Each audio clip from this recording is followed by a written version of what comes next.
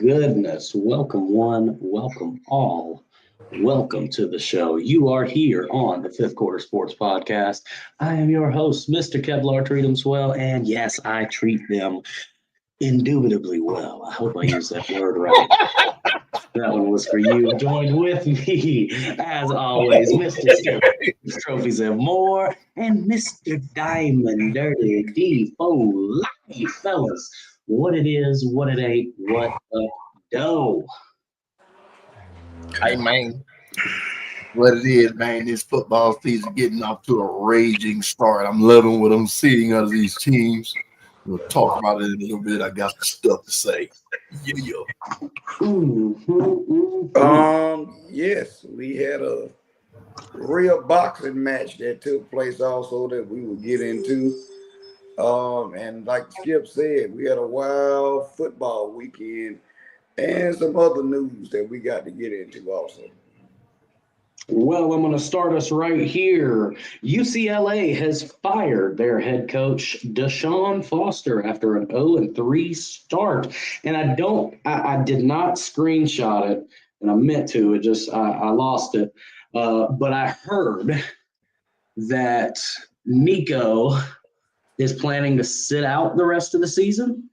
Well, that came down first, that he said he was sitting out the next game. If he's going to sit out the season, all of a sudden now you want to sit out the season for a mental break, a situation that you got going on. Deshaun Foster, a former outstanding running back that played for UCLA back in the day and the Carolina Panthers. This is strange. Well, I ain't going to say it's strange because we talked about it, how the father got involved. This kid was highly touted. And if you guys go look at 24/7 Sports, the year that they came out, the top three quarterbacks in this high school pool was that guy, the Manning kid, and another kid. And all of them have had some mediocre, jumping around, transferring, hyped up stuff. And it's like, this is just out of high school. Personally, the kid should have kept his butt at Tennessee. But you tried to finagle and run a contract like you was an NFL player. You got whatever money you got, and now you can't cut the mustard because you at a school that doesn't have all those players around you, and you got to cut the mustard, and you can't do it. And UCLA, I mean, come on now. How does one cut mustard? And I would be really upset as a kid on scholarship out there. Your whole season is ruined when they turn into the interim coach and whatever. But yeah. Skip, you might agree a little bit with what I have to say right here real quick before you go. If he sits out, he should have to pay back all that damn money. I think they should stop giving it to him. Yeah. What he's earned, he can get. But now if they made a mistake of giving him all his money up front, that's their fault. No job pays you from January to December in January. So I think it's sort of to sit out. If he's hurt, that's part of the deal. He got hurt in performance of his duties. But sitting out, he should stop immediately. I definitely agree with that. And so now, what Skip just said, you're saying a mental break. What does the mental break? What is that? You see what I'm saying? You got to watch that because if you. But it's such a broad thing to use. It could be anything. It could be this interim coach is going to hurt me, and my stock is still high enough for me to enter the transfer portal after the season. Can't transfer after the season begins. Say it again. Abe in practice. He in practice. Go ahead. Oh, okay. Practice. Well, transfer portal is closed, so I'm gonna take a chance with an interim coach trying stuff and get hurt, and then I'm just stuck here. Or I can let the little bit of stock I still do have fester on, and then I'll transfer to somewhere else, and pull a Cam Newton, because Cam Newton went from D1 to D2 national championship back to D1 national championship Heisman Trophy. You see what I'm saying? So, it's beginning to show. And we've always known this, that it's not about football no more. It's about money. He lost 3 games, and you fired him in the middle of the season. Like, this new coach is just going to come in, and everybody's going to rally around him and play better. How is they play better for a coach they don't understand? Well, the interim coach, they should understand it, but still, you let him play the season out. You cut your losses, and you go. Find a coach mid-season on any level is ass backwards. But, that's my opinion. All right, hang on 1 second. I'm Googling something just to see. Any Falcon fans in the chat while he's Googling something? Any Falcon fans, speak up, comment. Hey, here's something interesting. Transfer portal typically from December to mid-April. However, a 30-day window will open at UCLA and Virginia Tech because their head coaches were fired. Exactly. I did not know that. So if your head coach gets fired, you have 30 days to go somewhere else. Mid-season, I'm guessing. But that's the thing, though, and I think that's fair and unfair at the same time. Fair because 9.5 times out of 10 you came there because of the coach, not because your father went there, because it's such a highfalutin school. So if the coach is fired, that's beyond your control and the coach's control.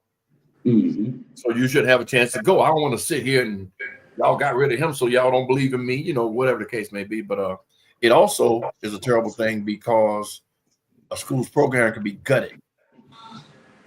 Say for instance, hypothetically speaking, Kirby gets fired at Georgia. All those All-Americans, 5-star players can just haul ass and go to Georgia Tech or wherever they want to go. You understand what I'm saying? That it sounds good for a team that's with mediocre talent, but a team that's full of 5 stars. I'm hypothetical this because it's what's going on now with this guy that got assassinated. I'm not gonna say his name. Hey, kid, I got some stuff for you, partner. Don't come here and greet nobody about nothing. Anyway, don't go there. Who? Don't go there. I'm not. No, I'm just saying. You know how people using all these different euphemisms on why and this and that. Same thing. What is the 1-800 number? No, we don't call them. We're gonna send you the link. You can click it. We can see your face. Do you still get the link? So Kent, come on here. You coming on, Kent? But anyway, get the point out so we can move on here. Okay, the point I was making was I forgot it because Kent came on and I got some stuff to say to him. He want to troll so bad. I'm gonna troll him because when they got their ass whooped, he was nowhere in sight. He was in jail. Now all of a sudden you on here soon as we come online. Go ahead, Kel. I don't mean to hold you, but I got time to get on. Last thing before we get into the topics of the night, I thought this was pretty cool. Earlier today, Tom Brady announced that he will be coming out of retirement to play with current NFL stars, including Saquon Barkley, Max Crosby, CeeDee Lamb, Myles Garrett, Tyreek Hill, Sauce Gardner, and Christian McCaffrey, along with numerous others, to compete in a Fanatics Flag Football Classic in Saudi Arabia. Let's see, the game will follow all 2028 Olympic rules for flag football. So I'm guessing since they will be adding flag football to the Olympics in 28, that we're going to get a team together. You don't need to be on it. Because flag involves running, quarterback or not. Everybody, if it's 7-man, he got to be able to run. He can't run. Vic can do better than him. You get what I'm saying? And this is flag. This ain't no tackle where you got to worry about getting hit. So, coming out of retirement. Man, coming to play flag ain't coming out of no damn retirement. Well, this will be his first football action since retiring 3 years ago. That's where they're going with that. I saw a thing where he was throwing a football against a high schooler, and the high schooler beat him 10, 20, 30, 40-yard passes. So, yeah, stay where you at. Yeah. You come out of retirement. D, what you got? It's just headline news, man. Let's go. All right. Well, we will go ahead and start right here, man. The South Carolina Gamecocks were embarrassed in their home stadium against Vanderbilt. Lost our quarterback in the second quarter, but I'm putting the loss mostly on the defense. We have no leader on that defense, but we lost 7 of 11 to the NFL draft, so we knew we were going to have to reload. And we're stacked with talent, but like I said, no leader to put everybody together. Lenore Sellers out with a concussion. Do not know if he'll play this week against Missouri. Highly doubtful. But Vanderbilt had this game circled. Diego Pavia's been all on the podcast talking about it. They came in ready to win, and we came in going, we're playing Vanderbilt. Also, my biggest quarrel here, hang on, I'm going to let y'all go, but I think this is the stupidest shit in the world. Not only do we have a 5-star backup, but we also have a 5-star 4th string named Cutter Woods, and they left Luke Doty, the 7th-year friggin' senior, who's been a wide receiver for most of his time at South Carolina, play the game because he's a senior and he deserves his shot at the end of his. No. We were down 2 touchdowns in the third quarter. We could have won the game had we tried out Air Nolan. I think Nolan would have came in before Cutter, but why did we keep Doty out there? Just his loyalty to the program. Wait. Hold on. Wait a minute. Okay, I know we keep up with our own personal teams. So I turned on the game late. I think it hadn't got out of hand yet. It was still a competitive game. And when I see Sellers went in the game, I was like, okay, I'm probably gonna have a heart attack. And I said, oh, he didn't got hurt. And when I seen that guy in, I'm like, why Nolan ain't in the game? I said, what are we doing here? So you did your coach wave a white flag? Or I don't understand. And then we do what we do. And Skip said, well, what about your defense?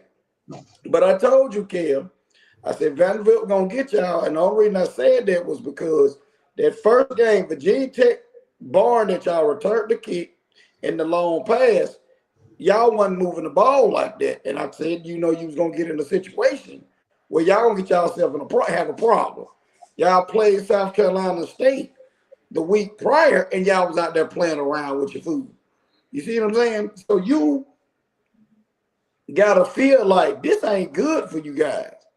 And Vanderbilt, he talking so much trash. He talking about we talking about national championship. Come on now, Vanderbilt. Come on now. But they out physically played y'all, and I don't understand why Nolan ain't in the game. He's the next man up, I thought. Well, and Shane Beamer said it at the beginning of the season whenever we were having all this quarterback debate. We knew that Sellers was our starter. There was no question there. But I really thought that they would give Nolan the backup. They gave it to Doty because he's been there through Shane Beamer's entire coaching career at South Carolina. He's helped out in the background. It was all types of stuff.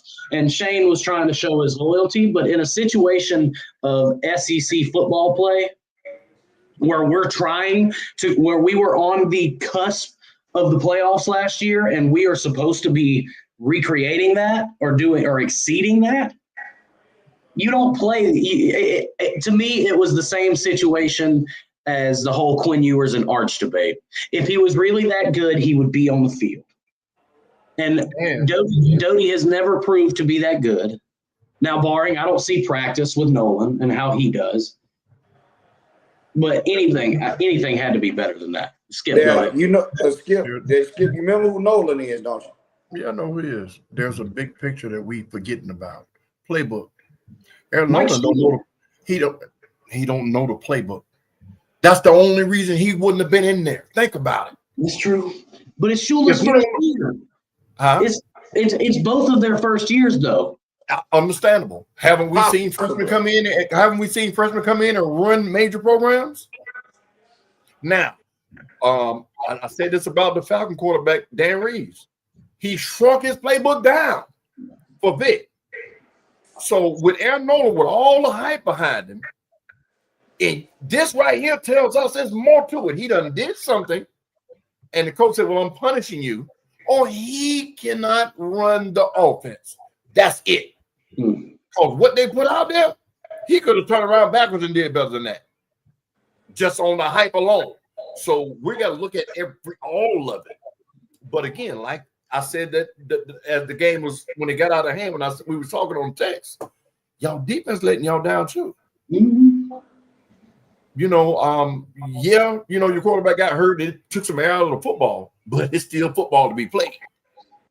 You understand me? Lose by what you was down by when he got hurt. Don't let it get worse. I agree. So there you go. We were down by 7 when he got hurt, and Lenore Sellers was 6 of 7 for 94 yards when he went down. I firmly, and you can't go on ifs and fifths, but I firmly believe the game. I told y'all it was going to be a close, competitive game. I said that last week because I knew Vanderbilt. If Vanderbilt don't win another game this season, they beat South Carolina. That was their goal. Right, but if I remember correctly, what's the name of y'all stadium? Williams-Brice. Somebody said they're not going to come into Williams-Brice and win in Williams-Brice because that's our house. I said at night, and I was wrong. Okay. I and said one more they're thing not coming to Williams-Brice at night and win, but hey. Can't stop asking me what proof I got. The proof is what happened on the field Saturday. Me and you could have played quarterback better than what they had in there. And you got a 5-star. Kev said 2 5-stars on the bench. You tell me why the 5-star wasn't out there and a wide receiver was out there playing quarterback. You talk about what proof I got. It's there. He done something wrong. He's being punished, or he can't run the offense. That's it. High school offense is simple. It's 5 plays. Swing right, swing left, up the middle, up the right, deep pass. That's it.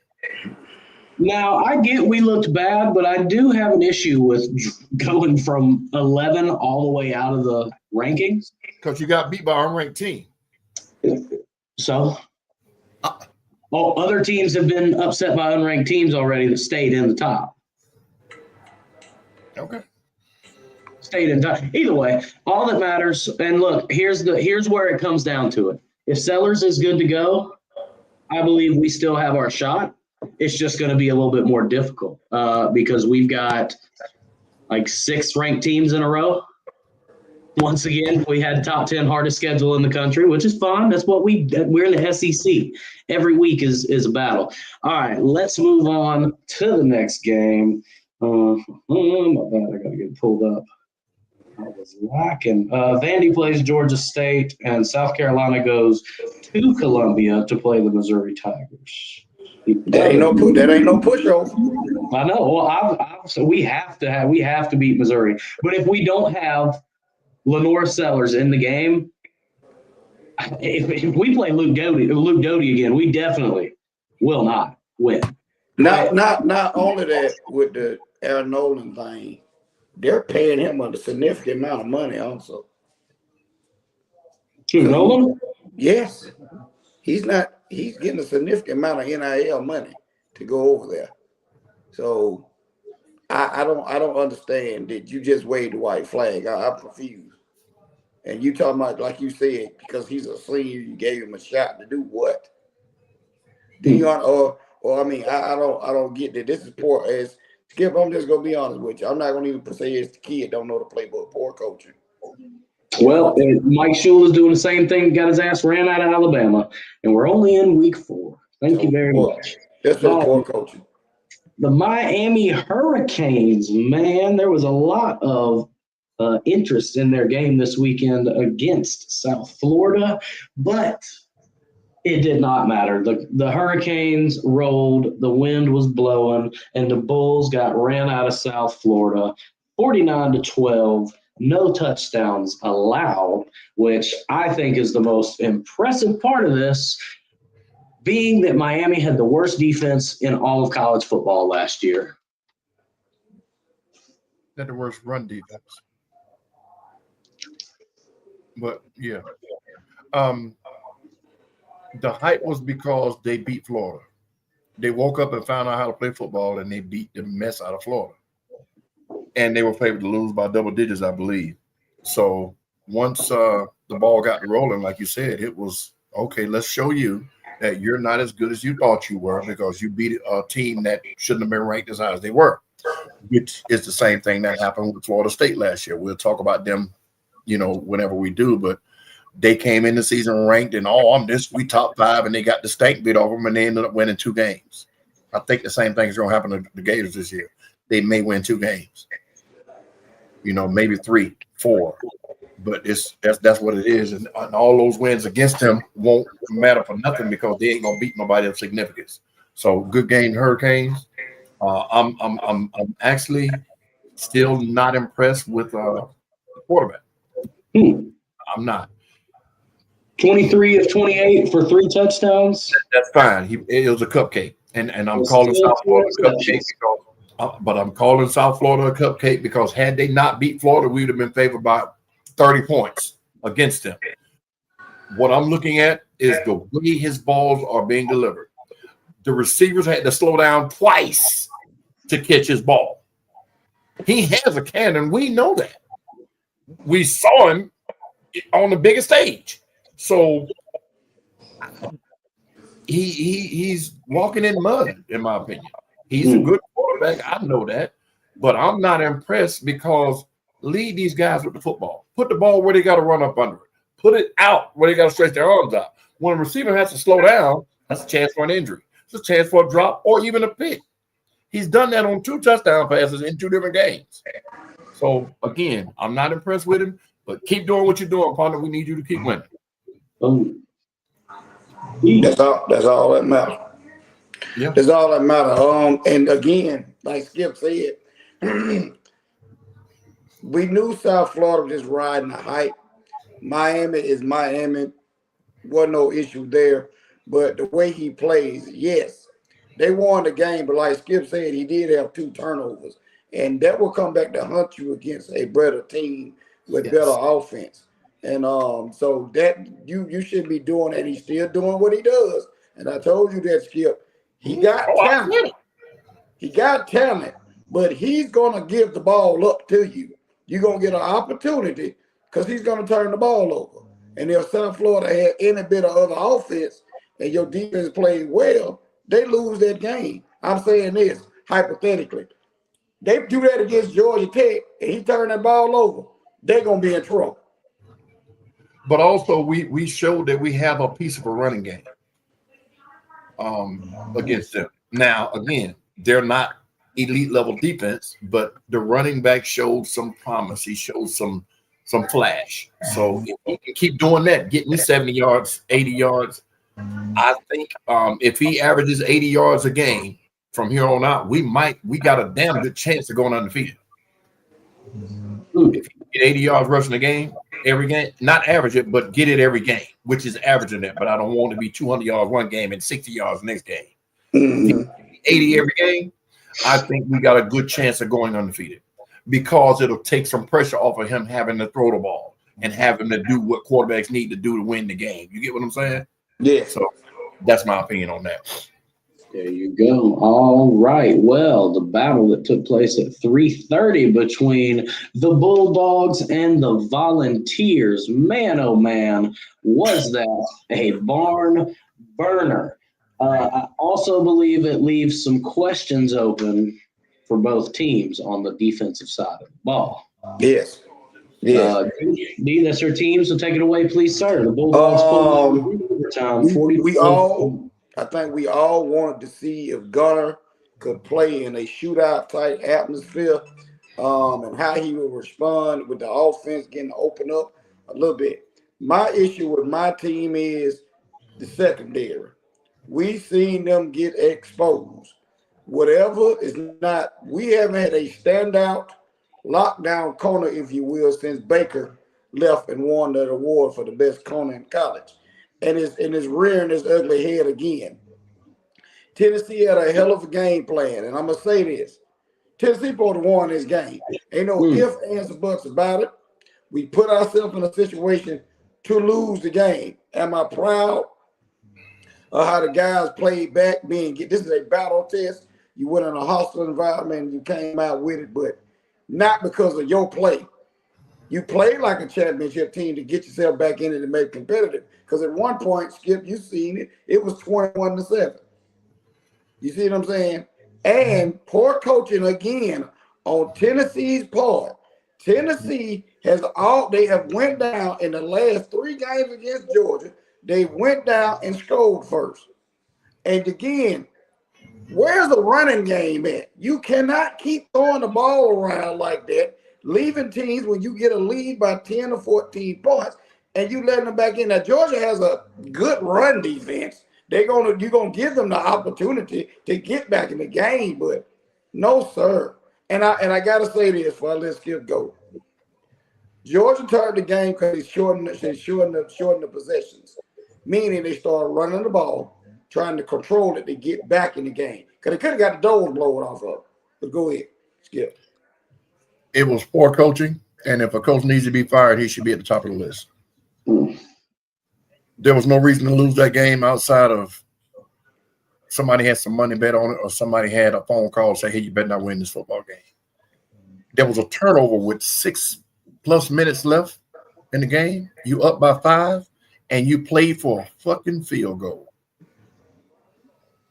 You didn't run your offense at all. It was a turnover. You were 6 yards out of field goal range when the ball was turned over. You gained 8 yards. You were playing for a field goal. That, to me, is the most – rookie coaches don't make mistakes like that. Like D said, you exposed their secondary.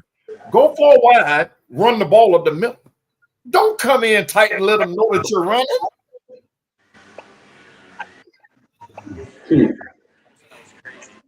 And it's stuff. Gotta get cute. It's stuff inside the game that we see. It's stuff that goes on inside the game that we're looking at it because you guys, myself, I don't look at the game as a fan. I look at the game as if I'm coaching. You see what I'm saying? Especially on the offensive side of the ball, because I know how to read a defense. And I can sit there and tell you, like, they go on here, what the quarterback sees, the checks, or whatever the case may be. And I seen it.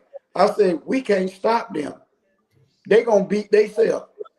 And damn sure like Skip say, when you get the opportunity, anybody turn the ball over, we say it here all the time, whoever wins the turnover battle is going to win the game. Do we not? Yep. Everybody see it. And you basically won the turnover battle because it wasn't but 1 turnover, and 2 turnovers, and you didn't put your foot on their neck. They do this. Tennessee does this every year. Not just against Georgia. But hold on. This was coaching. Those kids played their heart out to be held back like it was the reins on a horse. Mm-hmm. So this right here ain't the Tennessee of last year where, it was some mistakes made, a turnover or, a bad pass or drop pass.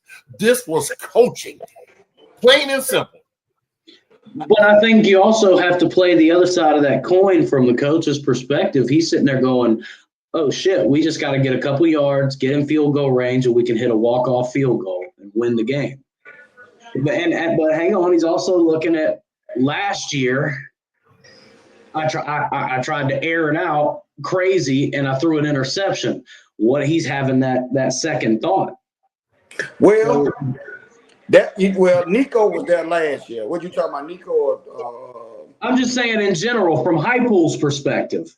Right. Okay. And that makes sense what you said. But this ain't last year. Last year, you couldn't throw the ball on like you did this year. You exposed them. You showed how to beat them. That's the blueprint. You get what I'm saying? That's what you need to do. If you can stretch the field, you got open up everything else. You got It's almost like he hesitated. Like what D said, what pissed me off was you telegraphed it. If you go 4 wide, the defensive coordinator will say, hey, they're going deep. Let's drop 2 safeties. You can run the ball now. Mm-hmm. But if you bring it in 2 tight end, split in 2 running backs, what are you going to do? And you're playing to Georgia's strength. We ain't seen 2 minutes. When you beat Georgia, what do? You go in and cover 2. No. What I'm saying is when Georgia has been beaten, what happens? Nobody runs the ball down their throat. They take them over the top. Mm-hmm. And once you fake it, though, D. Even if you fake it, they got to prepare for it. That's how they be. That's what I'm saying. That's what I'm saying. When you get them, you got to get them. They are a well-coached team. Georgia, I don't care about me liking them. Kirby have them well-coached. They can go into battle with anybody. If you play with them, they gonna get you. You got to put your foot on their throat. They just like Alabama.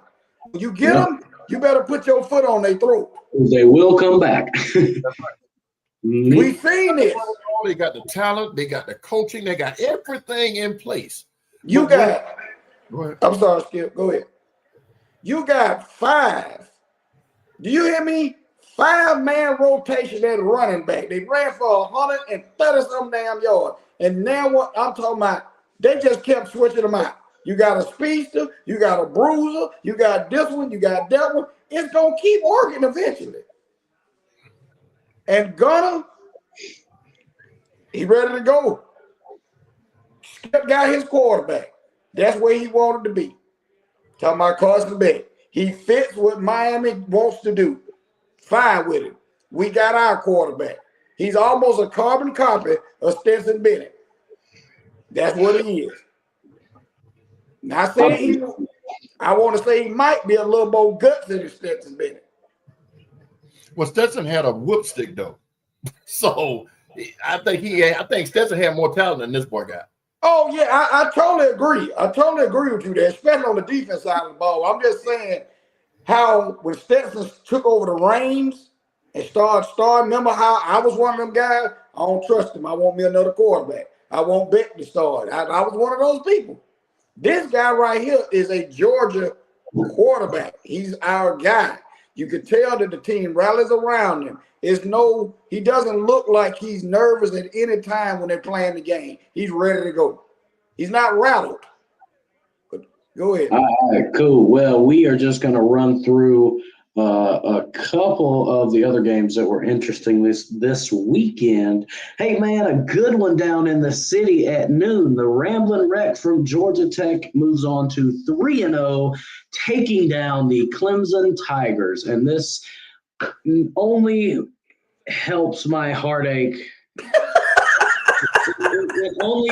It softens it up a little bit. You know what I mean? Because if both of us get to come into this rivalry game at the end of the season at 5-7, it's just gonna mean more. Because the whole season will just mean we got to beat the shit out of each other at the end. You know what I mean? 5-7, Cam. I don't think 5-7. None of us think to take the win, but we did. Look, I'm just talking shit here. But yeah. Anyway, it always helps if Carolina's going to lose. I'm damn sure glad that Clemson lost too.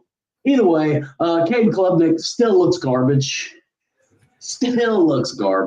I got a rag from Georgia Tech, man. What do we have to say about them? I gotta give Kev his props because that quarterback skill between him and Manning. They was claiming them was going to be 1 or 2 prospects and to come in the draft. And of course, and Kev's quarterback, Kev, the first one called him out, said he's not as advertised. And, you know, Kev don't like Clemson, ladies and gentlemen. He doesn't care for him. This is his 4th year. He's been all he's going to be. Period. And I got to say, I told Skip, we were talking about this. This goes back to the Colorado game. And I'm just going to say Georgia Tech, period. Whatever offense Georgia Tech is running, and I ain't talking about this year, I'm talking over the course of the years. If Georgia Tech get into a 10 or 14-point lead on you, you are in trouble. You might as well just bet the farm that they're going to win the game. Because what they bringing a lunch pail to the game. You're gonna for 8 minutes. You're gonna get battered and bruised. And I'm telling you, I don't care who else the rest of the week play. Talking about the Bulldogs. That game is going to be a problem when Georgia play against Georgia Tech. Like it was last year. It's going to be a problem. Moving forward, I'm going to say this right now. Outside of Miami, we don't know how Florida State going to play. Georgia Tech might win the damn ACC. They schedule is favored. They'll win a lot of games. We all say Florida State this year again, though, right? I No, know no. I'm about to pull up Georgia Tech's remaining schedule. They always play Florida State. they always play Miami. But you're right. They don't play either of those teams. Yeah. They do. Hang on. No, Listen here. What? Listen. Wake Forest, Virginia Tech, Duke, Syracuse, NC State, Boston College, Pitt, Georgia. They could win out. And he says they go to the Georgia game if not. So this is the first time they ain't been on our schedule in years. Because Virginia Tech just fired their head coach this morning, so that team is in shambles. Wake Forest, it's Wake Forest. Duke, they're 1-2 so far. Syracuse, I see Syracuse as the remainder of their ACC schedule goes. I see Syracuse being their biggest problem. Syracuse gave them fits last year. They won that game and they went up there and laid an egg. That's what I'm telling you, Skip. They gonna be in the ACC championship. We're talking about a 10-2 Georgia Tech team here if they lose to Syracuse and Georgia. And what I'm telling you is the way the schedule look, Georgia Tech is going to be in the ACC championship. Barring injury, the playoffs. Yeah, that too. But I'm saying barring injury I'm talking about, and they for real, ladies and gentlemen. They for real. So go down there and get y'all varsity hot dog and onion rings and go over there and check them out. Hey, well, let me tell you, D, as we've discussed before, anytime one of these Atlanta teams does good, it only helps us. It puts money in you and I's pocket. So of course it does. It's crazy. All right. You brought up their schedule, though. I'm looking at my schedule. We got one ranked opponent for the rest of the season. So it looks like that's going to be the ACC championship right now. Georgia Tech. But y'all got to play Florida State, don't you? That's it. That's the only ranked opponent we got left for the rest of the season. I'm talking about top 50. Wow. So there you go. Either one. So I almost say you and Florida State are fighting to go play Tech in the championship. Yeah. That's the way it's looking. Yeah. The way it's looking, yeah. The rambling wreck from Georgia Tech, man. Look at that, dog. Look at that. All right. Hey, man, what about LSU and Florida? 20-10. Let's talk. First of all, there's two things with these head coaches. One, Billy Napier is probably about to get friggin' fired. Secondly, Brian Kelly. I'm so tired of him crying in these friggin' post-game press conferences. Oh my God. Once again, they wanted to ask about the reporter asked a question about LSU only putting up one touchdown in the second half. Yes, they shut out the Gators, but they only scored one touchdown themselves. And Brian Kelly immediately, well, why do y'all always want to come up here and talk about the bad? We won. You did win. Congratulations. But you were given 5 turnovers and did nothing with them. Go ahead, fellas. Go ahead, Skip. I think he was right. It makes no sense to make light of what you didn't do when you won the football game. If they had lost, then you bring up the bad. But they won, and you want, why do you feel about your running game? What kind of question is that? Now, if you had an all-world running back, Derrick Henry, back there, and you run for 20 yards and you won, how you feel about your running game? You got this stud on the bench, or that's not doing nothing. Tell us what's going through your mind. They want to know the man's mindset about his running game on the offense, and he went off, which he should have. You guys are professionals. Like the coach for, I think it was USC or UCLA that said when they was picking on the kid for making a mistake, he said, "That's an 18-year-old kid. Pick on me." You why are you highlighting the bad when they win the football game? Now, if they had a one ugly, I can see that question. But they won handily. Because they didn't score 70 points, it's all negative. I don't get it. To me, it's stupid. And I don't blame him for reacting the way he did. I totally agree.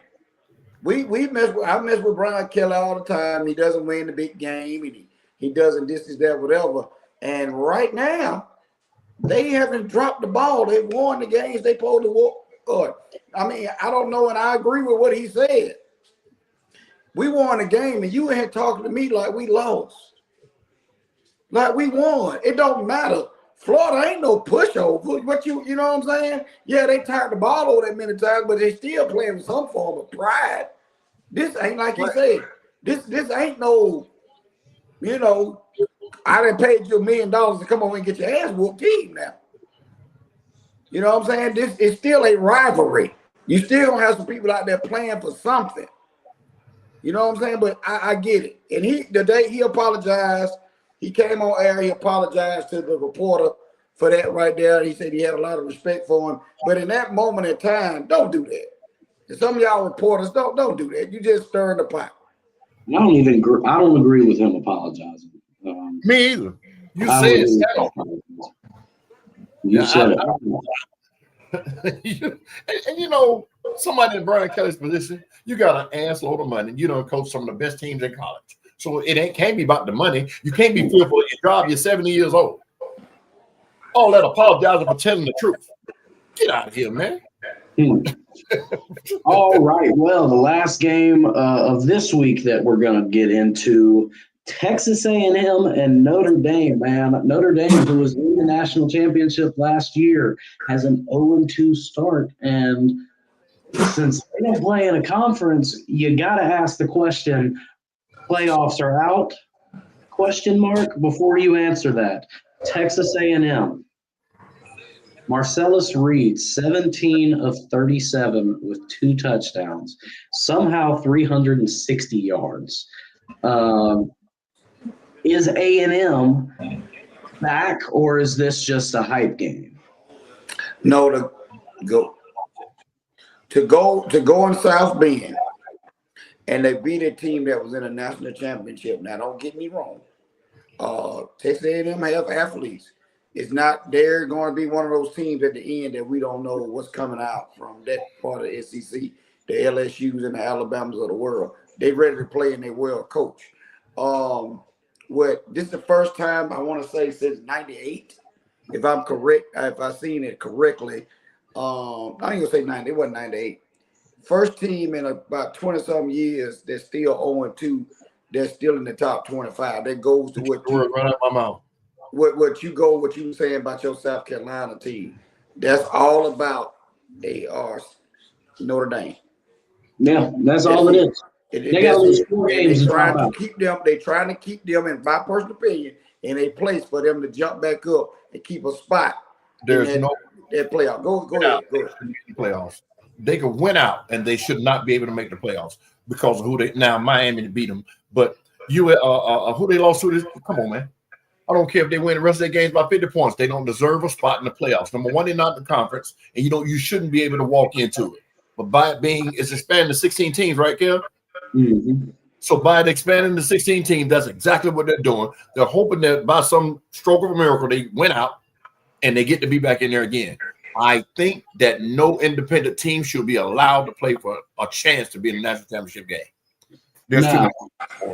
As you know, they can't play for a conference game, so they have to have a good record in order to make it. Again, I think they're independent because they want to be. I agree. They should be forced. They do it for TV rights and money. They should be forced to join a conference if they want to compete for the championship. I would 100% agree. All right, let's get into this week's action. I'm just going to put it on. South Carolina is going up against number 23, Missouri. If South Carolina has their quarterback bounce-back game, we win it. I say Missouri's a 13.5-point favorite at this moment. Because nobody knows who's starting.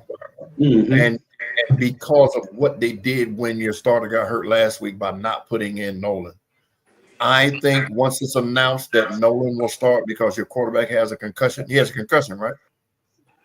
They're not going to let him come back this quick unless we think it might be, which I don't think so because they wouldn't have taken him out of the game had it been that. I think once they say Nolan is starting, that we say 13.5 points is going to drop to more like 3. Mm-hmm. And your team is going to rally around that boy. Boom. That's what I think. I don't see them losing if one of the third or the fourth string quarterback is in there. But if they start the young guy again, they put him in there, they will not win. They've already gave the season away. I agree. I agree. D, do you see South Carolina bouncing back against Missouri? This gonna be it's another trap game for you guys again. Hopefully, you got to go on and get your playbook together, or whatever you going again. I know these kids are making money, but you don't pay a kid almost $3 million to sit on the bench. He's a highly talented quarterback. When he came out of Langston Hughes, we seen him play. I mean, I'm not understanding. I know it was in the heat of the battle. Who knows, was he ready to go? What was going on? What game plan you had? But hey, man, this can make or break your season for you guys. Missouri does have a good quarterback that's on the same style of what you just played against. And going up there is always some shaky foolishness that go on when you go to Missouri. Georgia have their problems. Some other team, the LSUs of the world, the Texas A&M, everybody that goes to Missouri is always something happening up there. Yeah. All right. Well, this is going to be an interesting matchup. Auburn is going to Norman to face the Sooners. Give me the Tigers in a comeback season. What's the spread? 6.5. 6.5, yeah. I'll take Auburn too. I think no, I'm sorry. I got to go with Oklahoma. That quarterback for Oklahoma is no holds ball. I'm sorry, Kel. He like a tank. He don't care. He don't care what he do. When we play them, they come to us, and I'm worried about that game. Yeah, but it's a tank. They're going to Auburn. I mean, they're going to Oklahoma. They're not going to Auburn. They're not coming down here. That's what he said. I said Auburn's going to Norman. Yeah. Oh, okay. Yeah, I got to take Oklahoma. Yeah. They're gonna beat them up. Oklahoma's gonna beat them up. Very physical. Yeah, they're gonna beat them up, and I think the quarterback is gonna shine, running the ball and throwing the ball.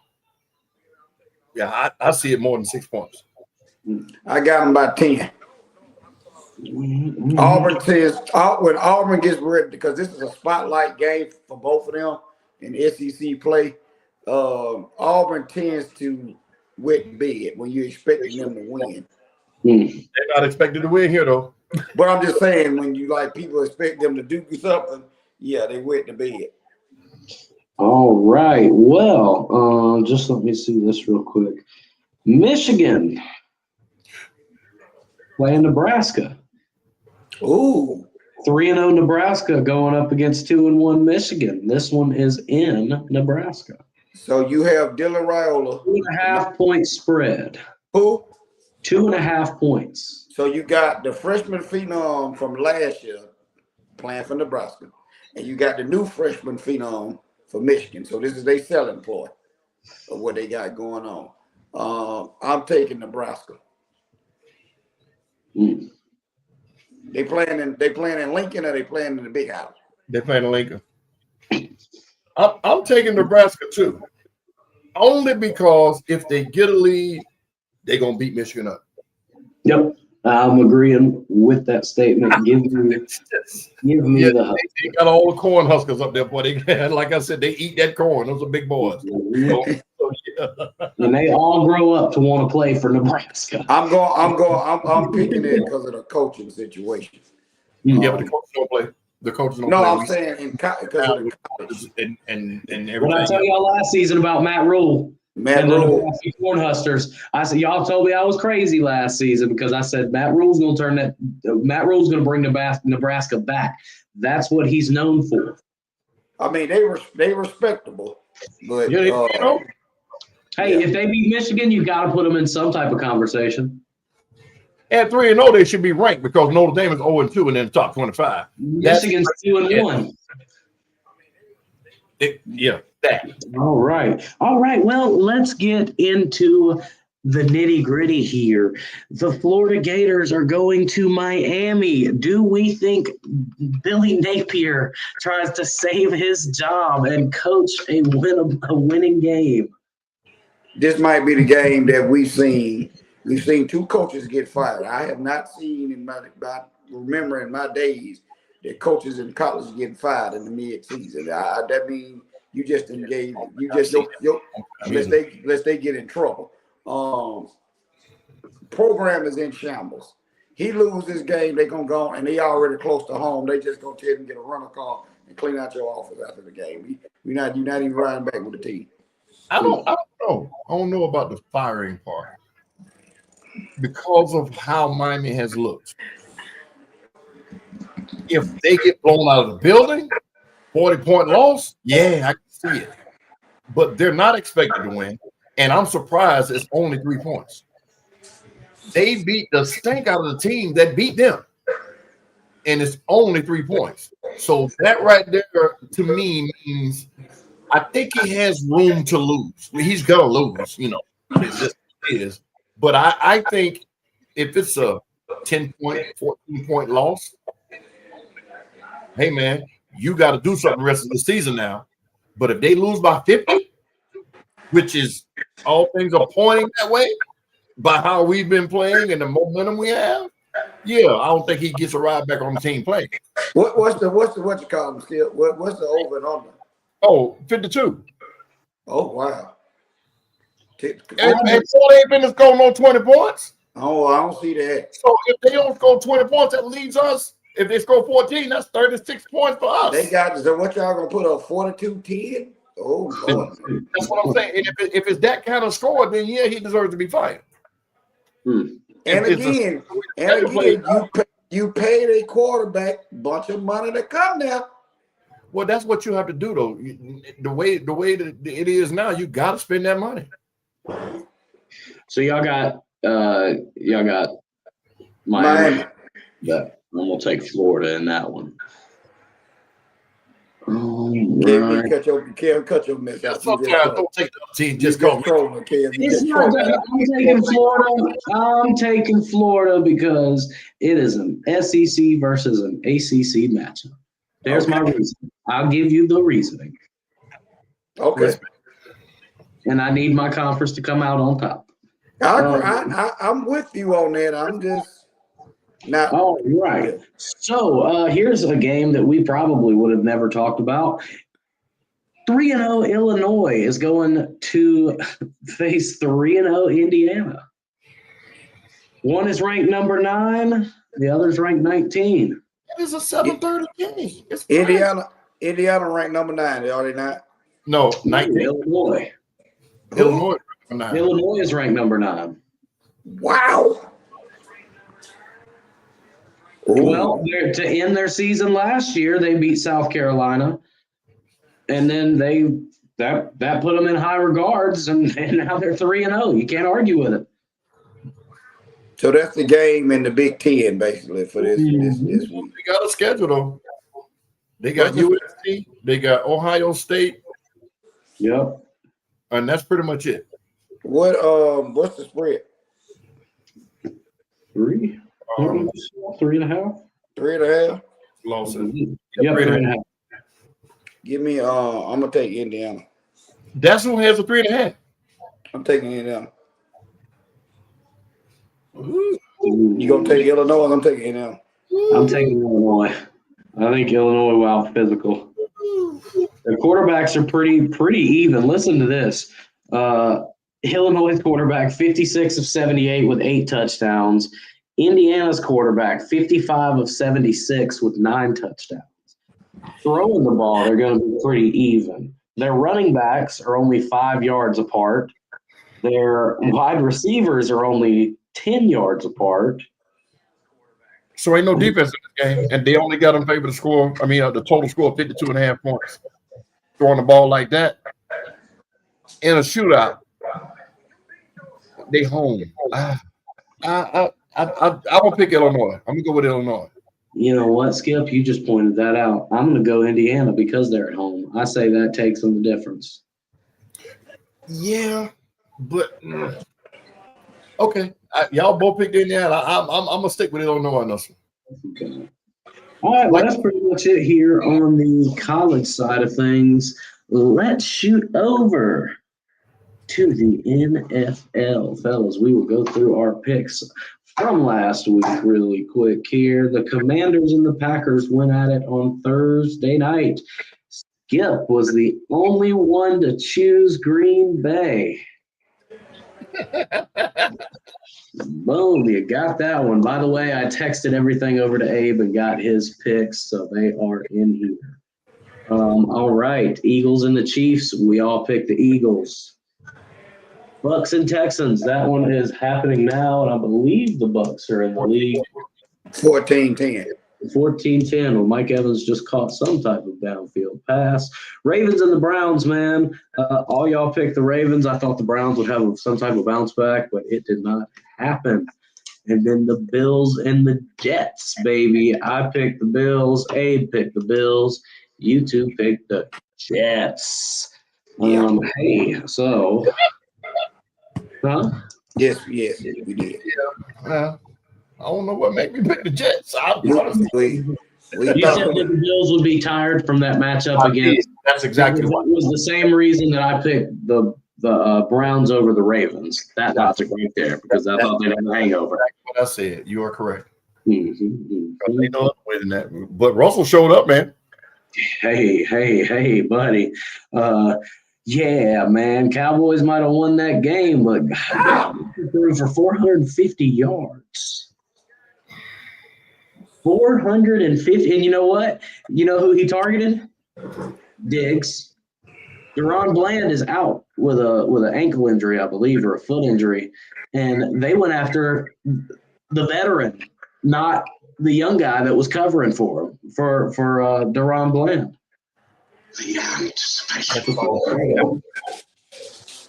So either way, man, Dak Prescott played great. CeeDee Lamb did his normal thing, had over 100 yards. Yeah, can't be too mad at that one. Let's talk about last night's primetime game, though.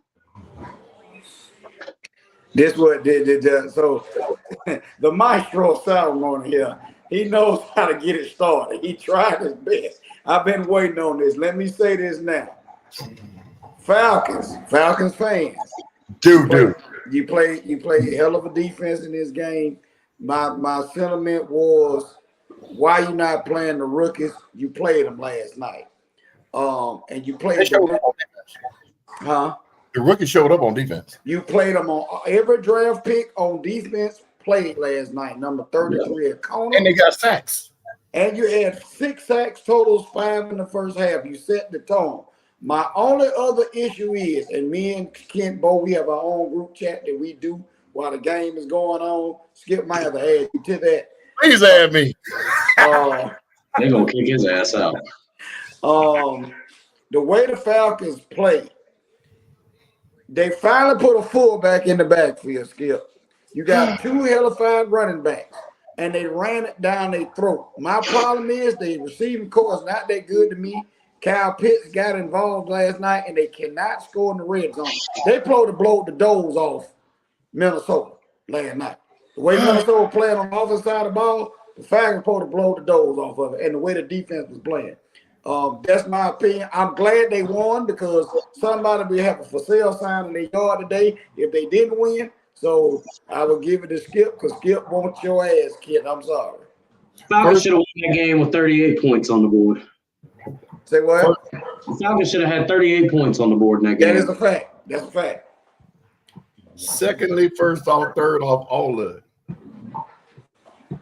One Atlanta fan in this chat don't need to even touch his keyboard. Because when they got ass whooped, you went straight to the hospital because you didn't log into this chat. Now, since you on here talking about the Falcons defense is 5. Michael Penix was 13 of 21 for 135 yards, averaged 6 yards a pass. No touchdowns, no interceptions. A QBR of 27.1. Misleading with that garbage ass offense y'all got. 4 turnovers or 5, D. For what? Last night, the Falcons. I know they had 2 interceptions. I watched that garbage. If that's what you depend on, y'all gonna be just like it was last year on the outside looking in. I'm gonna say this. I seen 2 interceptions. I saw the 2 interceptions. 2 interceptions. And to get to your point, they ran the ball effectively. So I mean, the way Penix played, he didn't have to throw like that. But the offense in the red zone is trash. Go ahead, Skip. I'm sorry. Again, 5 field goals ain't gonna win against nobody. But how Minnesota played last night. Minnesota's a way better team than that. Y'all beat them. I get it. We fucking won. But don't come on here like the Falcons are gangbusters, because when they lost, you ain't say nothing. So ain't nothing you can say they better on the Falcons than I did last week when they lost, than I did the week before they played the first game when I said y'all finna show y'all who they are. And they falconed. They beat a team who made mistakes. They should have won. Like Kel said, they should have had 38, 48, 58 points last night. Minnesota couldn't get out their own way. Rookie quarterback, second year, but he was hurt the first year, so he's considered a rookie quarterback now. And he showed that he's a rookie quarterback. When he got the ball in his receiver's hands, 60 yards downfield, set him up for a field goal right before halftime. So what at 55, 60 yards to Jefferson? Right before halftime to get the field goal. So don't tell me about the defense part. I don't want to hear that. Had it been a seasoned quarterback in there, it wouldn't have been all them interceptions and stuff like that.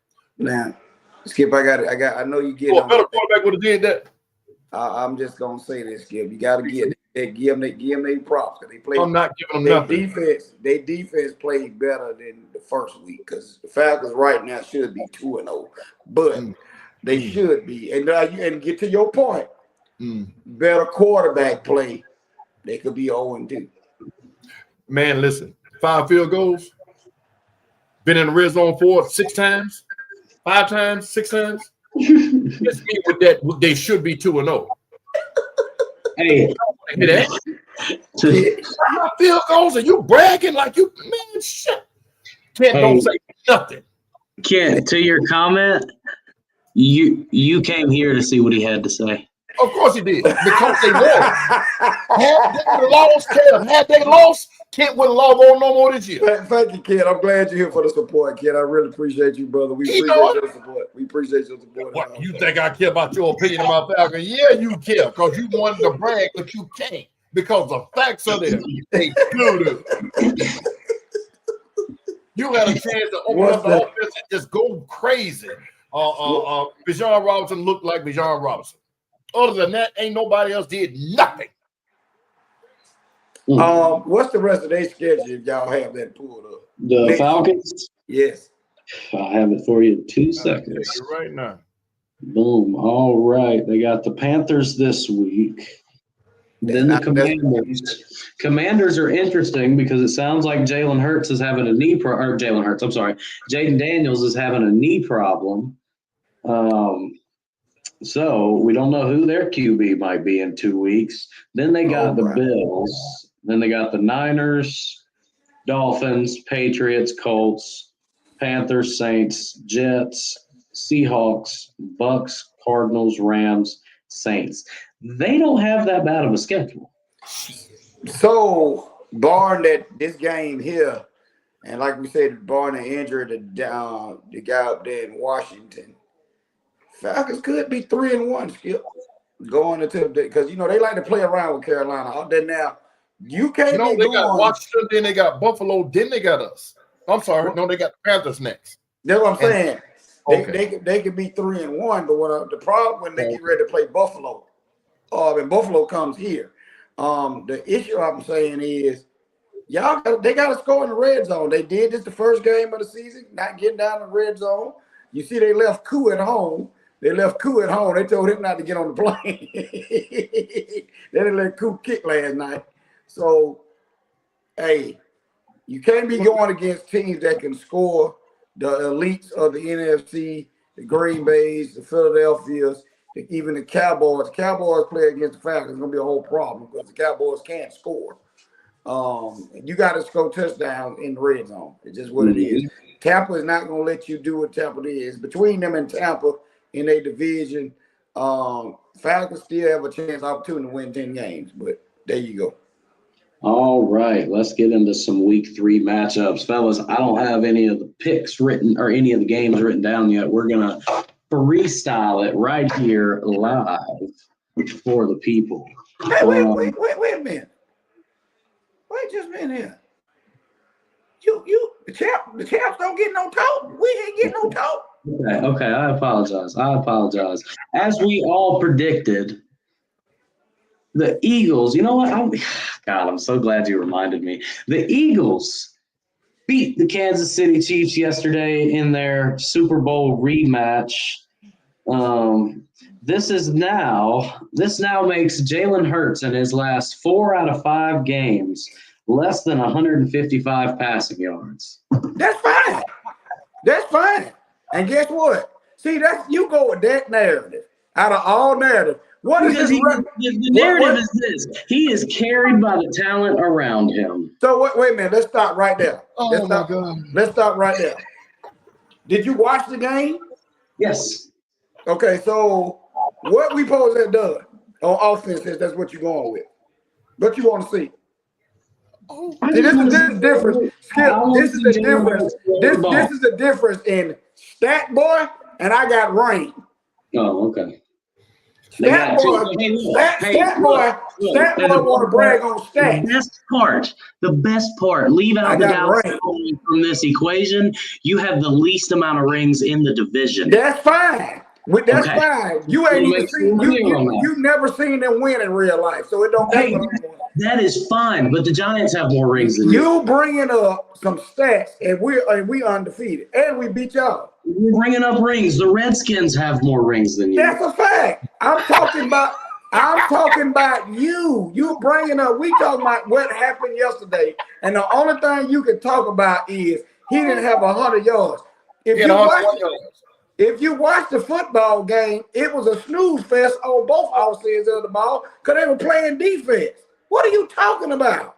What you supposed to do? You supposed to take what they give you. Unlike your team that like to force the ball and they end up losing. That's what they do. So I'm glad we know how to coach over there and win a game. My problem is 350 yards yesterday. Jalen Hurts or Dak Prescott? You did. You had to against the Giants, and you still almost lost. We gonna put our foot on their throat.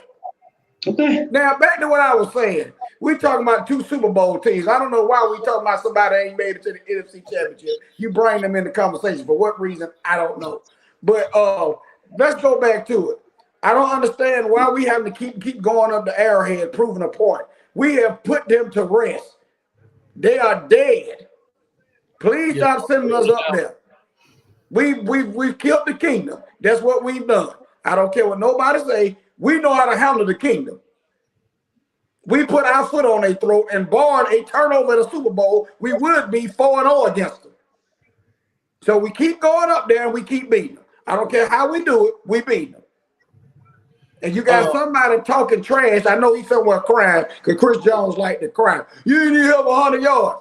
Hey, Skip, what you say, Skip? Shut your ass up. Yes, sir. We won. It don't matter. I saw that too. But now, Kev, you throwing stats. Who had 450 yards passing yesterday? Russell Wilson. Exactly. On your Cowboys. And did I address that when we came on here? You did. When we came on the NFL. Now, watch this. We know, and I'm quite sure you do too, Cowboys had no business winning that game yesterday.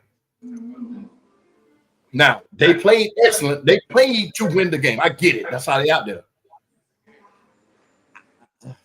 I want to say coaching, man. Russell did everything he could to win that football game. I got a question. Are you concerned as a Cowboy fan how much yards you gave up to Russell Wilson? I would be if I were you. Bro, I've said it for weeks now. Our defense is the question. We know our offense is okay. Our defense is the question, and that's what we're seeing. We signed Jadeveon Clowney to finally get some pass rush because that was somewhat. And they released him, then signed him, right? Ain't that what happened? Didn't they release him and then go back and sign him? No, they worked him out. They worked him out, let him leave. And then they went on. Oh, okay. I know it was something stupid. I'm like, Yeah, yeah. And you know what? I'll be honest with you, D. I agree. I don't think Jadeveon. Look, hey, go Cox, but I don't think Jadeveon Clowney's the answer. I would have been happy about this in like 2019. Oh, you know what I mean? I mean, he was number one pick in 2014 or 15, somewhere in there. So he's 11 years into his career. Like I would have been happier with a younger guy. Yeah, he's a one-trick pony. You just sending him to rush the quarterback. Well, but that's what we need. We got no pass rush on Russell Wilson yesterday. That's why he could throw it for 450 yards. He was in the pocket for 10 seconds. Dude could say 10 Hail Marys before and pray before he threw the ball. He got sacked 3 times. He got sacked 3 times, and he threw an interception. The interception cost him.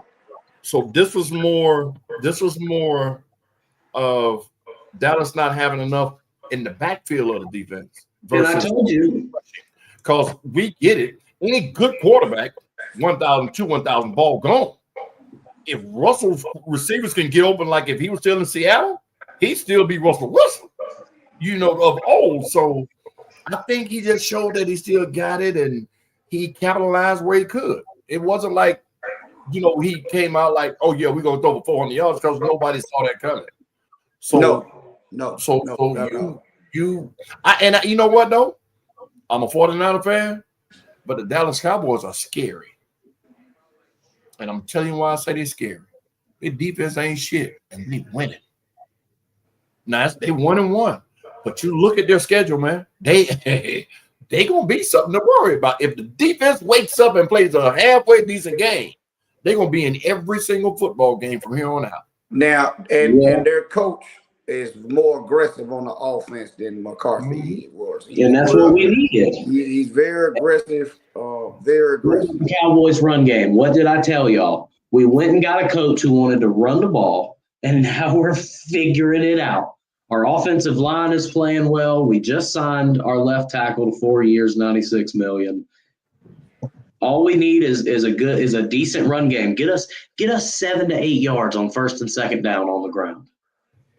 That's any team, no care. I mean, that's a lot. Okay. Then give me 6 yards. Put me in third and medium. Yeah, 7 and 8 yards. Any team that do that is going to win the football game. Oh, first and second down. Oh, Jesus. But I told you a minute ago. They did. Deron Bland got injured in practice earlier last week. Mm-hmm. They didn't pick on the backup. They did not pick on him. They picked on Trayvon Diggs. Malik Neighbors was burning Trayvon Diggs, catching all the passes. So we all play football, okay, on one level or another. And we know when a receiver says, I can beat him, get me the football. That's what that was. Because no other team would have said, go at Trayvon Diggs because of his history, because he's not hurt. Go at that backup because he might be a little shaky. So this was quarterback and receiver saying, you can beat him? Yeah, man, let me run this route. I got it. And that's what happened. He's being exposed because he's not that good of a cover corner. He's been suspect to the deep. He cannot cover deep. Everybody been bumping on him. One thing I will add is he is coming back from an injury that he's still getting his legs under him. He did not play much last week. So, all right, let's get into this week's games, buddy. Let's get into these friggin' picks here. Damn, I lost my spot. Where's the NFL? All right, well, I want to put the Cowboys and the Bears on here. Because the Bears, hang on, because as we're seeing from the Cowboys defense, not much productivity. The Bears keep, besides yesterday, they got steamrolled by the Lions. They have a habit of getting in close games. Bears are favored to win this game, D. What? The Bears are favored by 1.5 points. They're at home. Yes. Oh, that's why. I'm not going with that. I'm not going with that. I'm not going with it either because of Dallas' offense. I'm not going with that. If the back there, if they doing that, that means they're back. They're saying that Caleb Williams is going to light the Cowboys defense up. I don't. Well. But we going to get in another shootout. The fact that you just said that, nobody expected Russell to light the defense up. That's a fact. That's a fact. And Caleb is young, and getting a grasp of the NFL, not just the offense. He understands the speed of the game now. So I can see them saying that, but favoring them to win is something we don't know. The defense. No, they going off. They just gave up 400. They gave up 400 and some odd yards passing. Probably another 50. They gave up over 500 yards of offense yesterday. But I think the Giants' offense is better than the Bears' offense. I told y'all at the beginning of the season. I don't know about that. They got better receivers. They got better receivers. Who? The Giants. The Giants got one receiver. They have better receivers than the Chicago Bears. No, they don't. DJ Moore. They got the other kid. I'm going to go off stats. Last week, the Chicago Bears. Let's find it. You gonna go with that? Don't go by that. Look at it. The Giants had 200-yard receivers yesterday. I agree with you against their defense. I'm talking about when you put up the names. The defense that did what to Philadelphia? We won, sir. Why do you keep bringing Philly in this for? Hang on. That's the only other game we've played. That's the only other game we've played. People are playing us to stop us from doing what we do. Why do you keep picking Sir, we're the champs. Let it go. Bro, it has nothing to do with you fucking team. You're beating a dead horse. Because you are so level-headed, you won't even. You're not listening to me. We're talking about going off of the games. I'm not arguing with you. I'm not arguing with you because you got a Cowboy situation. I'm not arguing with him. I mean, it don't make no sense. We talking about a whole other team. Give me your take, bro. Give me your take. We're talking about a whole nother. What are you talking about? Give your take. We talking about your team. What are you talking about? Wow. Anyway, go with what you were saying, Skip.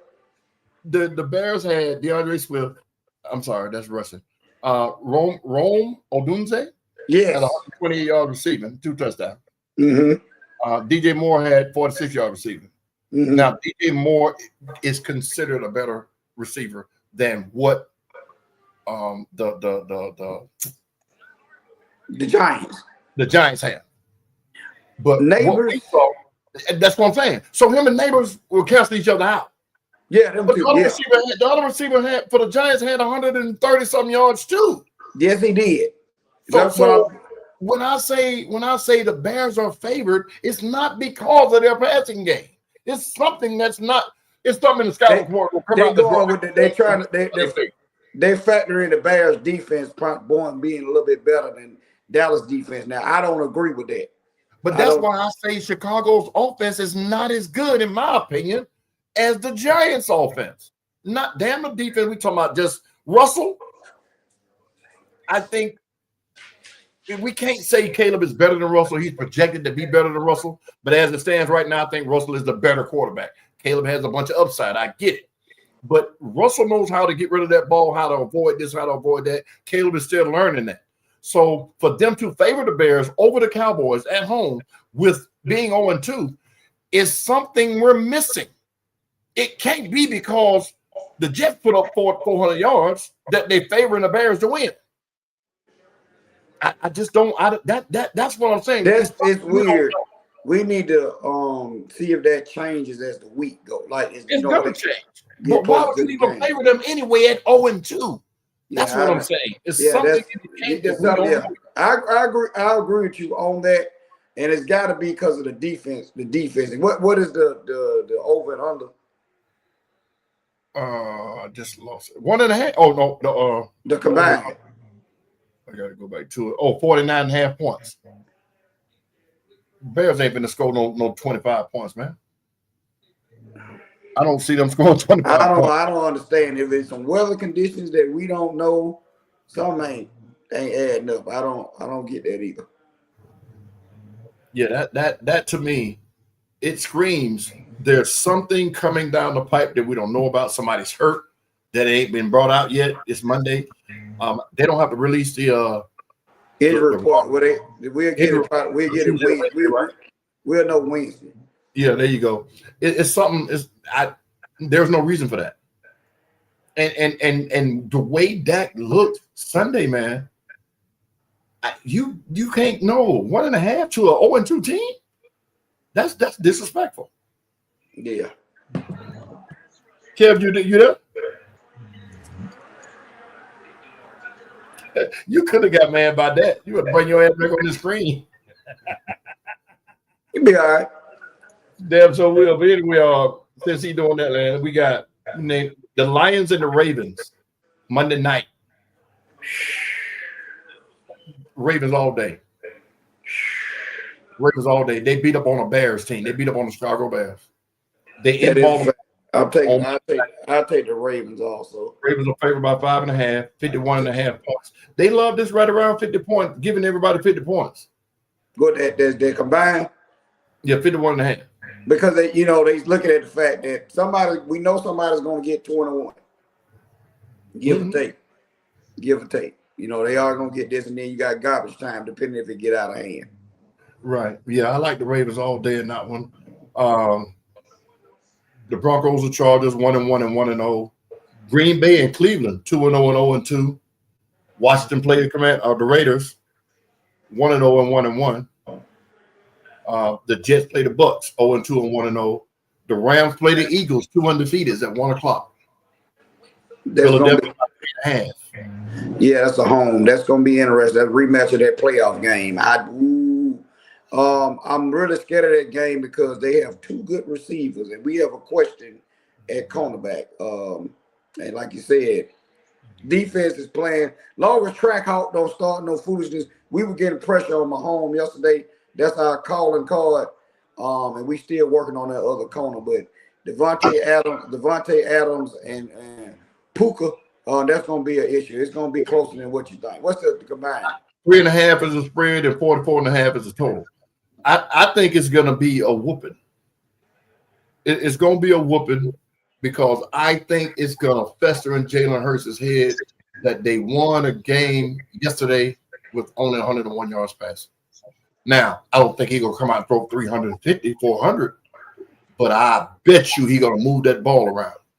Now, if one of them happen to break for a long run, more power to him. But I guarantee you the Rams defense is not as good, in my opinion, as Kansas City's defense, and he's going to throw for 200-plus yards. So I see them winning by 10. Okay. The Falcons and the Panthers is going to be a tie. Where they playing at, Skip? They in Carolina or they? Yeah, they're in Carolina. Atlanta favored by 5.5 or 43.5. Carolina has looked like trash again. I don't know. I'm picking Carolina. I'm going with the Falcons. I know you are. I'm going. I'm gonna tell you a game that could be a trap game is the Texans and the Jaguars. Jaguars are 1-1. What is the score? What's the score of that game right now, kid? 14-10. Still. Yeah, 14-10.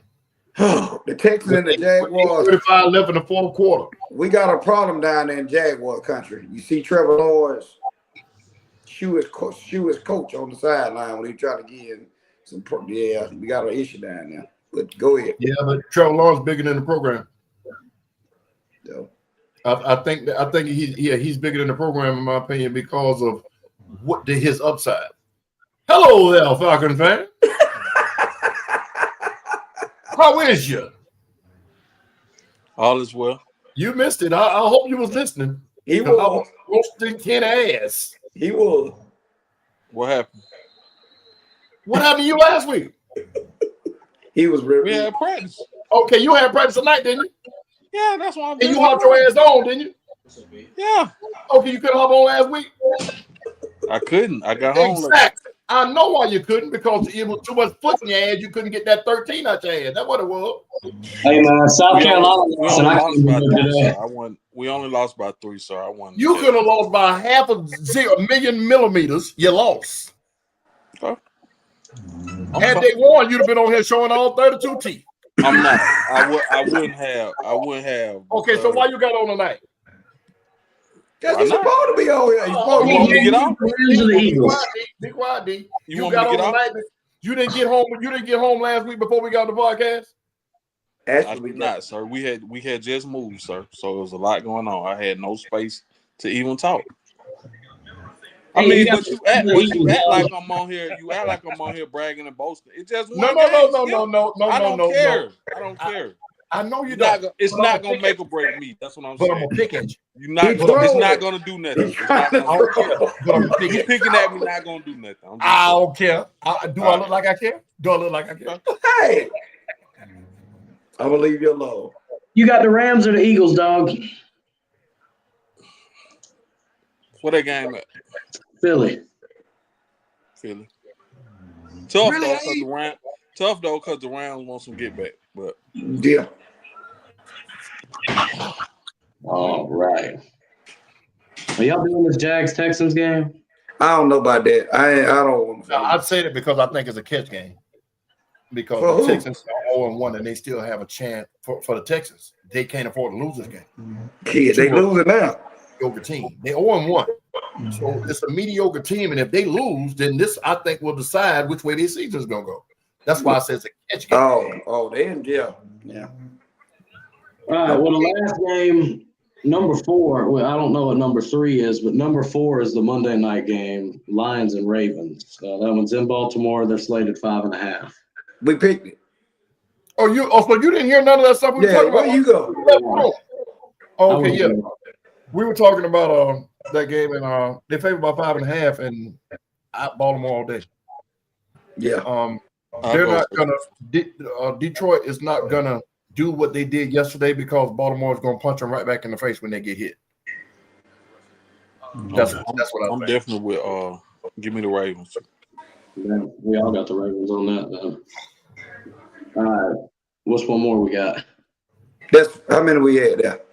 I'm only 3 written down: Eagles, Rams, Falcons, Panthers, Lions. Lions. What you got on the docket? What you got? We know that it ain't too much. I think what's the Sunday night game? Chiefs Giants, and I think that'll be interesting. KC 5.5. Giants. Well, you got to think coming into the season, the Chiefs were still hot. No, I expected them to be 0-2. The Chief is the calling card. I'm talking about why is the Chief and the Giants game on Sunday night? That's what we got Thursday, kid. Because it was the Chiefs. Because of the Chiefs is why. I got you. What we got Thursday? Dolphins, Bills. Oh, Jesus. Nobody expected the Dolphins to be this bad. Bears, dog. That is a split game. What'd you say? That's why I said Cowboys, Bears. That is a split game. Yeah, let's go with that. Yeah, I think so too. They got Vikings on here, but Joe Burrow's out, so that's going to be a wash. Yeah. Steelers, Patriots, Colts, Titans, Texans, Jags. Yeah, like none of these other ones are really. Yeah, it's Chicago and the Cowboys. I think that's the best alternative here. No, Washington and the Raiders now. They 1-1 and 1-0. Jaden Daniels is hurt. Jaden Daniels is hurt. And Washington, they still favored to win by 3.5. Broncos in the Chargers. Yeah, but that's the Cowboys and Bears. He's out though. I think he hurt, but I don't think he out. He hasn't been ruled out though. Oh man, I'm going with the Cowboys. I don't see. I don't understand. I'm still with you, Skip. Something is there. I don't know what's there yet. Hey, you heard what we were talking about, right? Or were you here when we said it about the Cowboys and the Bears? The Bears are favored by 1.5. 1.5. Exactly. Why? And the only Didn't the Giants just go 50 yesterday? Yes. But I'm saying the only question is because Russell Wilson threw over 400 some odd yards. They're questioning Dallas defense. I don't believe, and I just think that's because of that rivalry with the Giants and the Cowboys. I don't see that. Well, and they kept hyping up all week. All you've heard is Dak Prescott's 13-0 in his last. He's won 13 in a row against New York. I think with that hype, Russ looked at it like, all right, watch this. Yeah, I think Russ has something to prove too, though. And neighbors was cutting food because they didn't get him the ball week 1. You know what I'm saying? Neighbors is their best offensive weapon over there. But you know something? I'm gonna tell you something, and I think y'all can agree with me, especially with Coach being a coach and knowing the game the way you know it. A receiver should not complain about not getting the football if he can't get open. Now, if you're wide open or you beating whoever's in front of you and you're not getting the football, that's one thing. But don't go to crying like they ain't thought it before time to me and I'm this. You ain't open. That's just it. They got a sleeper or a spy on you. You don't see it, but I see it. So when they go to complaining like that, it's more in the milk. It ain't just you ain't getting me the football. It's something else. That's interesting that you say that, but I won't start that again. Go ahead. I still got to go with Dallas. The Bears are terrible. Hell yeah. But what we saying though, ain't think about this. Scouting reports don't come out to Tuesday, Wednesday. It's something that's gonna jump up and say, hey, we didn't know he was hurt. Or we didn't know this was going on. And that's why they favored the Bears. And they give it on the world that they should be favored to win. They giving them that because they playing at home. Unless again, like I told you, is there some weather conditions that we don't know about? Is it raining up there? Come Sunday, is the rain supposed to be? Weather conditions. Kevin Williams trying to mess up his nail polish. He'll get up there in the rain. Hey, the 49ers play the Cardinals, both of them undefeated. That's a good game to pick. Your quarterback. Hey, I got a question for you. People are not wanting Purdy no more. I got a question. That's what I was going to ask you. I didn't want to start that, but my question for you, 49er representative, I asked Sonny the same thing. He got his feelings. If Matt Jones plays well and if y'all win these games, do you let Purdy come back and play? No. Same way when Purdy took over. When he came in, it was because he was the backup and he played well. We're not going to break momentum because we just paid you. At the end of the day, it's still about winning football games. Now, I will have a problem, and I want you to, your opinion, if that happens, I don't like that because they snatched Alex Smith out the game, put Kaepernick in there. We know what happened with that situation. You got Trey Lance in. You gave up all that capital for him. He was winning, and he got hurt, and you turned it over to Purdy. Trey Lance is gone. He's damn near barely in the league. Well, now the Kaepernick, Alex Smith thing is Kaepernick with the Chargers and doing pretty good at the backup, by the way. But go ahead. Who? Right. He with the Chargers. Yeah, I know. Yeah. But what I'm saying is the thing with Alex Smith and the Kaepernick thing is Kaepernick was a better quarterback. He was a better everything. And it was proven because he went on to take him to the Super Bowl, et cetera, et cetera, et cetera. But now the Purdy, Trey Lance thing is Trey Lance was walking on eggshells anyway. The injury just came at the right time, and the defense was playing well, and we needed a manager. And that's what Purdy is. No more, no less, like Cam Newton say. He's a game manager. You ain't looking for him to throw no 90-yard bomb or nothing, get the ball to where it's supposed to be and don't turn it over. That's what he is. So if Matt Jones can keep this offense afloat and keep winning these games that we're supposed to win, no, Purdy should stay on the bench. It's just what it is. Drew Bledsoe, Tom Brady. Stay on the bench. All right, fellas, the picks are in. Let's see, what do we have left here? Oh man, did we get the fight of the year the other night? We knew that was going to happen. Man. Now, I actually went to sleep. What? I did too. I fell asleep. After Carolina got the doors blown off of them, I was like, I'm out. Did you see the fight? Did you see the fight? Not the co-main event, but that third fight before they fought. Oh no, I was flipping back and forth until it came on. Oh, you missed a good one. The fight before, okay, it was, how it's a main event, co-main event, and then that third fight. Mm-hmm. You seen a fight from the opening bell all the way through. They were not ducking. They were fighting back and forth like Kev USC people, them undercard people. They were fighting. It wasn't no clinching. It was blows getting thrown back and forth. I watched the highlights, and it looked like it went all the way through the decision, but it looked like Crawford just manhandled him the entire fight. The one thing I disagree about with Canelo, I think he's punch drunk. I think he needs to go ahead and retire now before he gets to the point where he can't talk. This man said that Crawford was a better fighter in this fight than Mayweather was in their fight. Mayweather made him look like a child. He was a young bull, and Mayweather said that. But he showed that you don't have boxing skills. You are a brute that can box. You're not a boxer that has power. You get what I'm saying? That's what Mayweather made him look like. Crawford made him look like he shouldn't have been in the ring with him last night.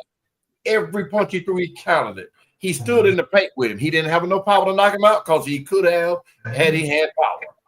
But to say that you were the one getting hit by both of them, I get it. Crawford probably had more power than Mayweather. We know Mayweather ain't got that kind of power. But to say to me that Crawford was a better fighter than what Mayweather was when he beat you, shit. Mayweather made you go back to the board and learn more about boxing. Crawford made you old. I'm gonna disagree with you on that one, and the only reason I'm disagreeing with you that on because Floyd was at that point. Floyd was boxing. And I agree that he was a young bull. He was coming in Floyd, but Floyd two-pieced him the whole night in that fight. Right. This right here, he gave him the combinations and the power. And the power that he had, yeah, he gave him combination and power. It was a total dismantle. Now Floyd was is a technician at that point in his career, and he got them young guys in that ring, and he gave them a boxing lesson. And Canelo went back to the drawing board. What I didn't like, and Kev, did you go back and watch it? I saw the highlights. Oh, I need you to go on Netflix and watch it at your leisure. Because the way the commentating, they got on my nerve. All Max Kellerman kept talking about is when Canelo hits him, is he going to be able to handle it? Oh, Canelo got all this power. Canelo power. And Bud was tearing his ass up. Go ahead, Aiden. Yeah, domination by Bud. I disagree a bit too with Skip. Only because of the reasons he said, a little more power with Crawford, and he was I don't want to say so. I don't want to say Mayweather ran, but Mayweather strategized a lot so Canelo wouldn't catch him and hit him. And Mayweather's probably the best pure boxer that ever boxed, But I just feel like Crawford, gave it a little more. Crawford could take them hits, his chin a little stronger. So I like the way Crawford beat him versus the way Floyd beat him. Right. But ain't no buts. You're right. I still say the reason I say Floyd was the worst loss of the two, because Canelo was on his way up and he was crushing everything in front of him. And Floyd in the pre-fight. It's a young bull, and y'all say I won't do this. This before I think he fought him before he fought Manny, right? Before he fought Pacquiao. Yeah. So y'all said I'm ducking people, so let me go ahead and get these people out the way. This is why I'm fighting. Well, you're not worried about losing. No, I'm gonna show y'all that I still got it. And he is supposed to dismantle it. He showed him, you're a young boy, you're gonna run in on me, I'm gonna tap you, I'm gonna move. Crawford, on the other hand, dismantled him. He beat, and I hate to use this because they both are still good fighters, he beat an older fighter. 3 years ago, you think he'd have stood like that in front of Canelo? Yes. Now, I'm saying he would have beat him. I still think he would have beat him 3 years ago. But 3 years ago, Canelo was a different fighter than what we saw last night. I still think he would have beat him. I still think he would have beat him. Oh, yeah, I know he would have beat him. I have no doubt. We all said that. But what I'm saying is 3 years ago, when Canelo, before he moved up in weight and lost, Bud wouldn't just stood there. He still would have countered him and all that stuff. But then it would have been, Max Kellerman would have been right. Wait till Canelo catches it. You get what I'm saying? But he had no answer for him. And he said that. We knew he was a great boxer, but but he beat him every single round. It should have been unanimous, like 120 to 110, 122, 108, whatever. I need you, Kev, to watch that.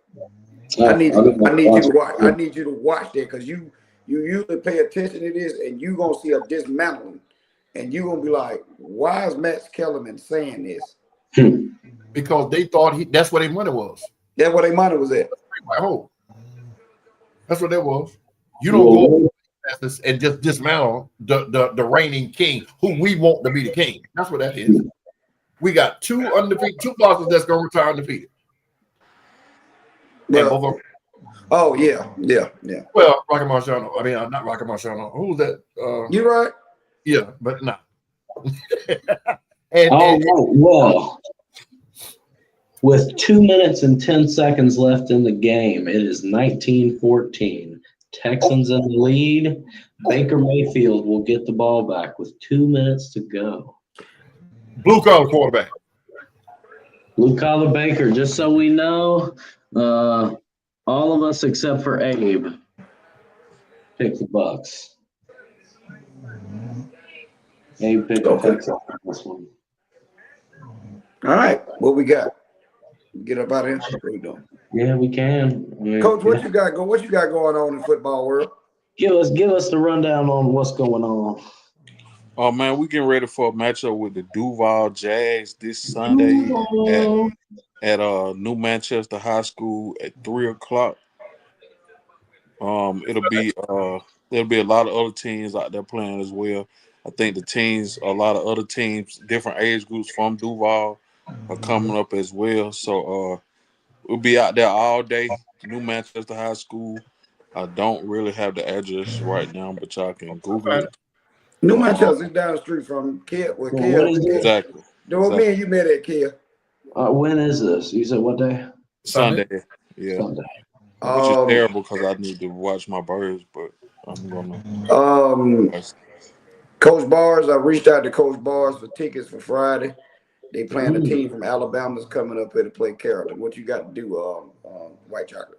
Actually, this Friday's date night for me and the wife.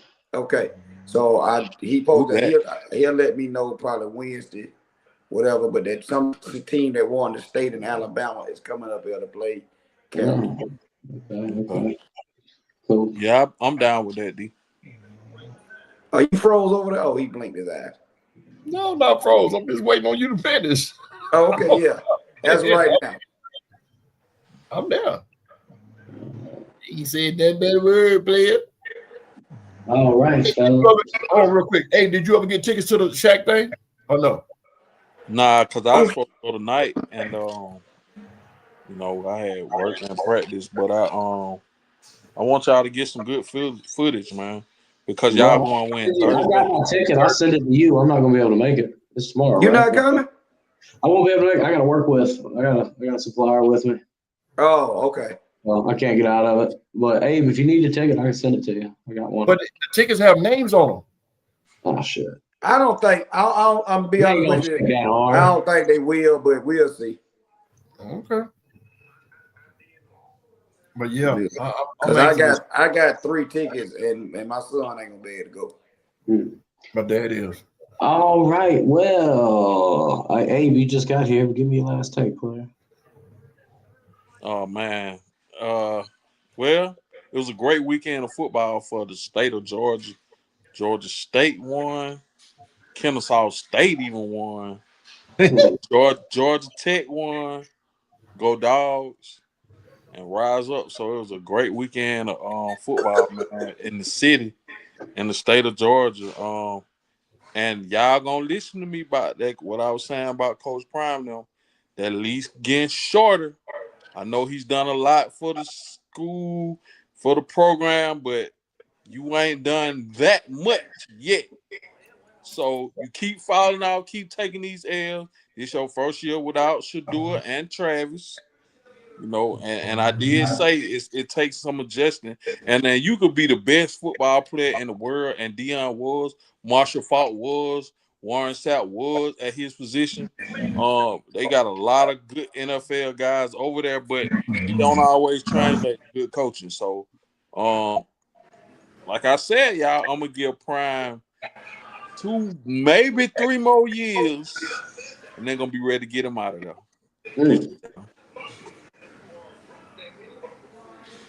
I think The 3-year thing, I can see that, and for more than one reason. Dion has, I think it wasn't cancer, whatever it was.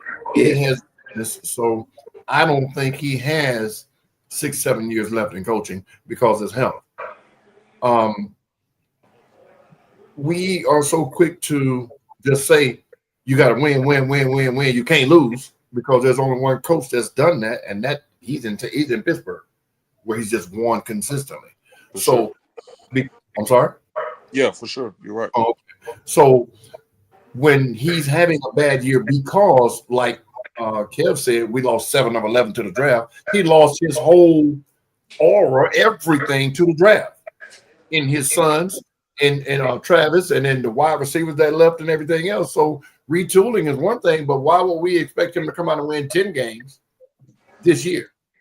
And I don't think I would expect him to win 10, but I would expect him to beat Houston. That's all I'm saying. Okay, well, it's just 2 games in, 3 games in, so we'll see. But anyway, the Falcons are what we thought they were.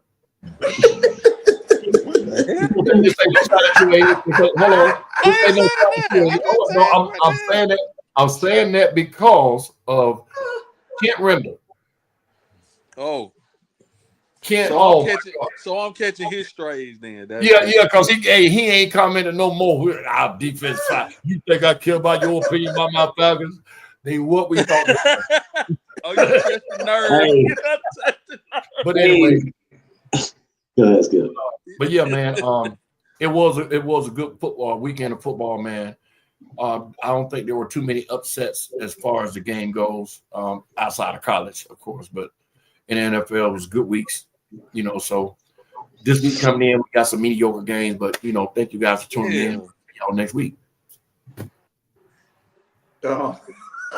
Thank you guys for tuning in. Damn, Kent, I'm over here ducking and dodging, Kent. Damn, bro. Oh my God. Kent said, "You think I care about your opinion?" I said, "Kent, you came here to hear his opinion." You did. You did, Kent. Hey, Kent, you got to know who you're dealing with, brother. You got to have thick skin. You got to have some thick skin, Kent. Hey, I'm going to go 92, man. Damn. Go ahead. The crazy part is, Kent knows that Skip is going to do this. That's what the crazy part is. Y'all know Skip going to do this. I don't know why. Just let him have it. But thank everybody for tuning in. We had a great weekend of sports this weekend from top to bottom, from Thursday night game all the way through to Sunday. So thank you guys again, and we'll see you next week. All right, real quick. Baker Mayfield just picked up about 16 yards on a 4th and 10. They are now at midfield with a minute to go. Clock running. All 3 timeouts for both teams. Shit, I had something I was going to say on my last take, but this